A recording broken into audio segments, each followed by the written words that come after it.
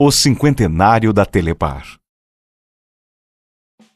O telefone chegou ao Brasil no início do século XX, trazido por empresas da América do Norte. No Brasil rural de então, aqueles serviços ficaram restritos às maiores cidades do país, em especial às capitais do Rio de Janeiro e São Paulo. O término da Segunda Guerra Mundial marcou o início de um processo contínuo de industrialização e urbanização no Brasil, o que expôs ainda mais as deficiências de nossas comunicações.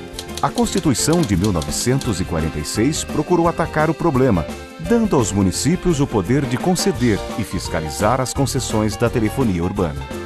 Várias pequenas empresas surgiram no país, mas os avanços foram muito pequenos. Os chamados anos JK, 1957 a 1961, da construção de Brasília, das primeiras grandes hidrelétricas e da indústria automobilística, submeteram as telecomunicações a uma grande pressão de demanda e o governo federal decidiu intervir na questão. Em 1962, foi aprovado o Código Brasileiro de Telecomunicações e dele decorreu a criação da Embratel e de várias empresas de âmbito estadual, controladas pelos respectivos governos.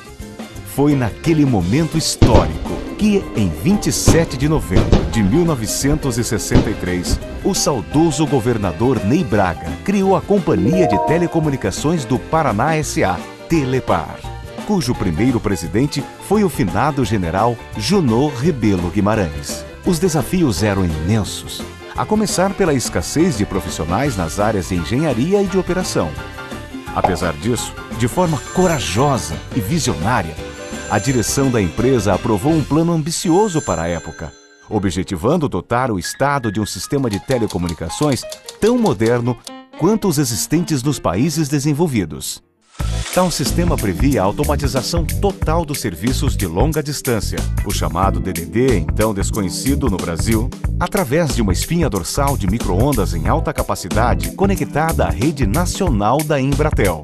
Os serviços locais seriam prestados por modernos equipamentos, cuja fabricação começava a ser feita no Brasil. O general Junot já deixara a presidência da empresa quando as primeiras partes do sistema começaram a entrar em operação, surpreendendo as empresas congêneres dos demais estados. Houve um período em que mais da metade das cidades brasileiras dotadas de DDD estavam no Paraná. Isso ocorreu de 1970 a 1974, sob a gestão de dois também saudosos presidentes, os engenheiros Ivo Arzua Pereira e Irã Rolim Lamas. Homens que deram à empresa uma forte visão gerencial também nas áreas financeira e administrativa. Apesar de todo o seu sucesso, a Telepar não dispunha de recursos financeiros suficientes para atender a todas as carências de telecomunicações de um Paraná que rapidamente expandia a sua economia. Esse problema foi em parte atenuado a partir de 1976, quando o controle acionário da Telepar passou à Telebrás do governo federal. Isso lhe deu acesso a recursos do Fundo Nacional de Telecomunicações, FNT, e as expansões do sistema se aceleraram. Em 1978, a empresa comemorou o atendimento de todos os municípios do estado. Um dos fatores fundamentais para o sucesso da Telepar e do sistema Telebrás em geral, até meados da década de 80, foi a gestão profissional pautada por critérios empresariais, baseada na meritocracia e livre de interferências políticas. Esse pilar começou a ser abalado com o retorno da democracia e o natural crescimento do poder político. A velocidade de expansão do Sistema Nacional de Telecomunicações diminuiu, em prejuízo da economia do Brasil. Durante a segunda metade da década de 1990, seguindo a tendência mundial da época, o governo brasileiro desencadeou um grande programa de privatizações e as telecomunicações, até então monopolizadas pelo sistema Telebrás, passaram para mãos privadas em regime competitivo. Esse passo final abriu o caminho para que o Brasil chegasse ao ponto em que se encontra hoje em telecomunicações, com fartura de oferta, disponibilidade de todos os tipos de serviços e uma taxa de penetração comparável às maiores do mundo, permitindo que todas as camadas da sociedade tenham acesso aos serviços. Olhando em retrospectiva, podemos afirmar que o legado da Telepar e suas congêneres do sistema Telebrás foi muito grande. Pela formação de profissionais até então raros no Brasil, pelo desenvolvimento de uma cultura gerencial moderna e sólida, pela consolidação de uma indústria de alta tecnologia e pelo impulso que foi dado à economia brasileira. Ao se comemorar o cinquentenário simbólico da criação da Telepar, os pioneiros daquela epopeia da modernização do Brasil têm muito de que se orgulhar e merecem o reconhecimento da população paranaense.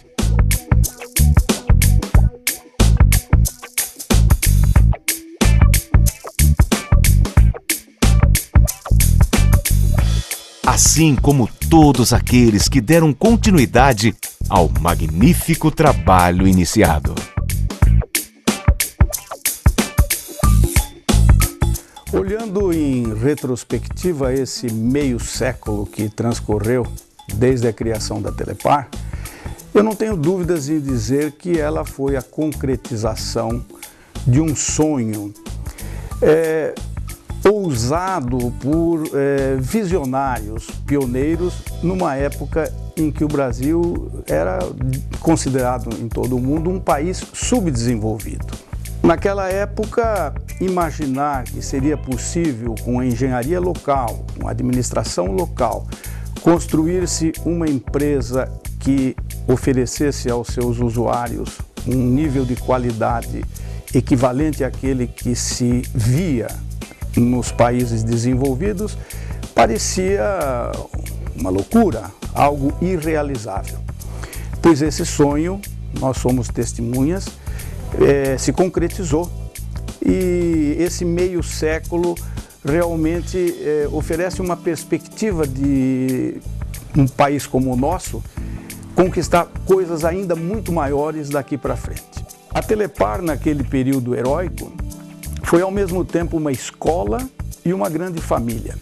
Nessa escola nós aprendemos muito e conseguimos também dela produzir vários talentos que se destacaram não só na vida da companhia, mas também fora dela, administrando outras empresas, criando negócios que frutificaram, que estão aí ainda vivos.